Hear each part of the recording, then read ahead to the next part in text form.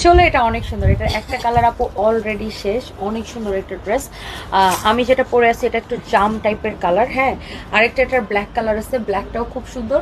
আর এই ড্রেসটা যত সুন্দর, ট্রাস্ট মি, এটার দোপাট্টা এর থেকে বেশি সুন্দর।